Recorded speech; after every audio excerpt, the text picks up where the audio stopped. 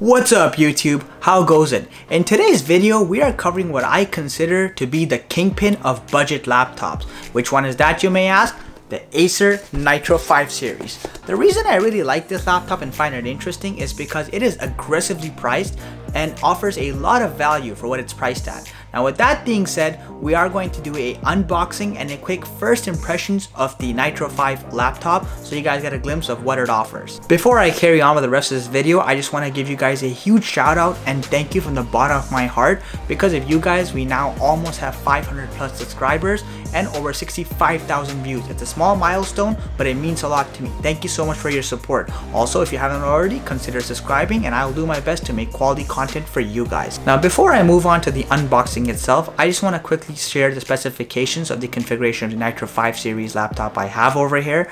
This one has a quad-core Core i5 9th gen processor. It has 8 GB of DDR4 RAM. You also get the GTX 1650 with 4 GB of VRAM. Moving past that, you have a 500 GB SSD. You do have the Wi-Fi AC standard on here. It's not Wi-Fi 6, but it's not slow by any means. Moving past that, you also have a 1080p 15-inch display that runs at a modest 60 Hz, and it is an IPS display. Starting off with the front of the box, you can see that Acer gave it a nice red tint with the Nitro 5 branding right in the center. I kind of like that because it has a subtle gaming vibes to it. On the back side, you have a plain black look with the Acer branding and the lithium ion warning. There's not much else to see on this box. You do have some labeling on the side with the specifications, but that's about it. Now as we move on to open the box, once you remove the content seal, the box is pretty straightforward to open. The top lid pops up.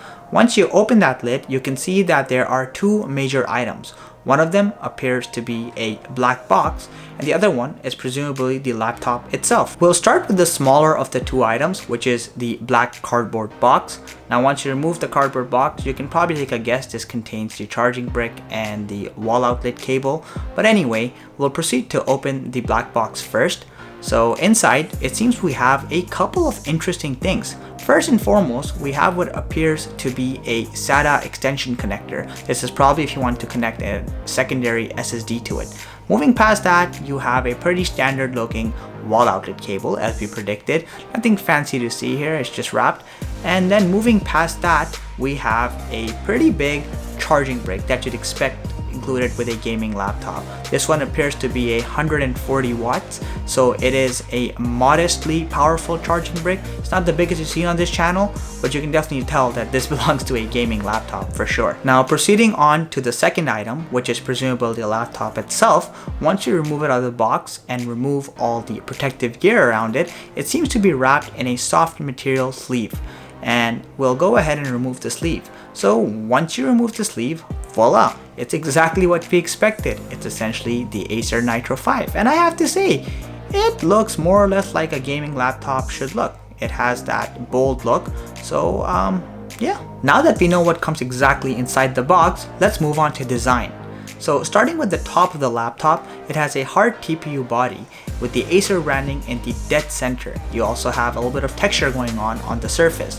Now as you move downwards, you can see that there is this orangish Nitro branding in the middle of the hinge bar, and I really like it because it is an aluminized material and it gives it a nice premium look and a bold look at the same time. As we make our way to the side of the laptop, we can see that the hard TPU plastic trend continues.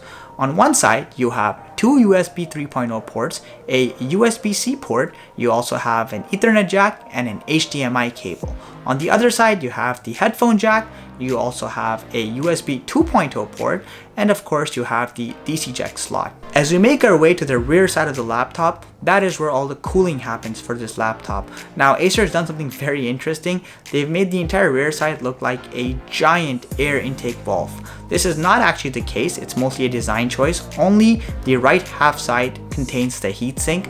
Now where the DC jack was, that's where the smaller intake valve is, where air goes into the laptop. The rear side is where the heatsink is located and all the hot air comes out from the right rear side of the laptop. The left side is just for aesthetics, behind that is the PCB board itself. As we jump to the bottom of the laptop, it's just more hard TPU plastic material. There is a large passive vent right beneath the heatsink, presumably for more airflow. Now, other than that, there are a couple of rubber grips to keep the laptop in place. One interesting thing is that this is a stereo speaker system laptop, which is a great thing, and you can actually see the speaker grills on either side of the bottom corners. Upon opening the laptop lid, we are greeted by a lot of orange. It seems Acer has a thing for orange. They have chosen this as their theme for gaming, and you can tell because all the WSD keys, the arrow keys are all outlined in an orange highlight. Furthermore, the trackpad is also outlined in orange. The trackpad is pretty standard. You have your left and right click integrated as a single piece.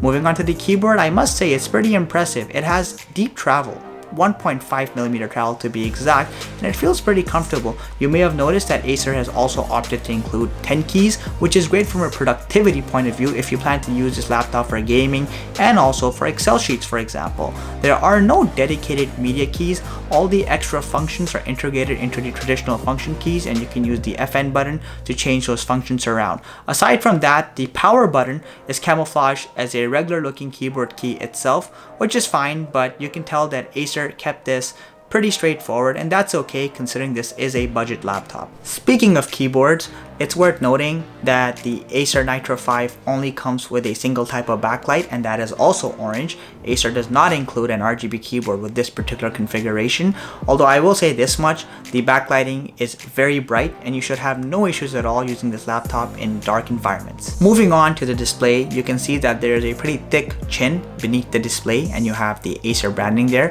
However, the side bezels are fairly thin, and it's nice to see that Acer has put a little bit of priority around that. The display itself, as I mentioned earlier, is a 1080p 60Hz display.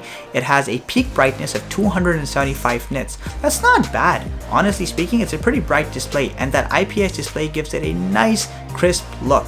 Furthermore, on the top side of the laptop, you actually have a webcam included. This is pretty nice considering some more expensive laptops like the G512 by Asus actually doesn't include a webcam at all. One thing I noticed about the Nitro 5 series right away is that it's built to last. I have to give it to Acer. Even though the entire laptop is made of TPU material, it seems sturdy and solid. Take the hinge bar for example. It's aluminized and it's also sturdy. It doesn't wobble around. It doesn't seem like it's gonna break if you pull it too hard. Compare this to more expensive premium laptops like Lenovo's Legion 7i. That hinge is as fragile as a 2-year-old baby when you take away its candy. It could break any moment, honestly. Keeping in mind I've only had a couple of days to play around with this laptop so far, I don't have any solid benchmarks or tests for you guys just yet. However, I want to give you a quick idea of how this laptop performs in general. I ran some day-to-day activities like browsing and also ran a couple of games. I have to say from the first impressions, it runs most games on high settings. This probably won't run any modern game on ultra high settings, at least with smooth frame rates, but it'll do pretty well on high and medium settings. With that being said, I will be doing a full gaming test. As you guys know, I always post that video once I've had time to play around with the laptop, so stay tuned for that. One more thing I want to address in this video because I get this question asked often in the comment section. The battery life on this laptop is what you'd expect of a gaming laptop. It's not designed to last very long without the charger plugged in. You get about 4 hours on average when you're running day-to-day activities. Start gaming and that drops to anywhere between 1 to 2 hours depending on the settings you're playing on and the game you're playing with. So I would say use this laptop for the most part plugged in, especially when you're gaming, and if you are buying a laptop for long battery life, this is not the place you want to go to. All in all, I hope you guys enjoyed this unboxing and first impressions of the Nitro 5 laptop by Acer. Like I said, I'll be performing more tests, and when I get to them, I'll be posting another video on this laptop. So stay tuned for that. Also, thank you so much for watching, and subscribe to my channel if you find the content interesting so I can provide more awesome stuff for you guys. Until next time, Soul of Tech, logging out.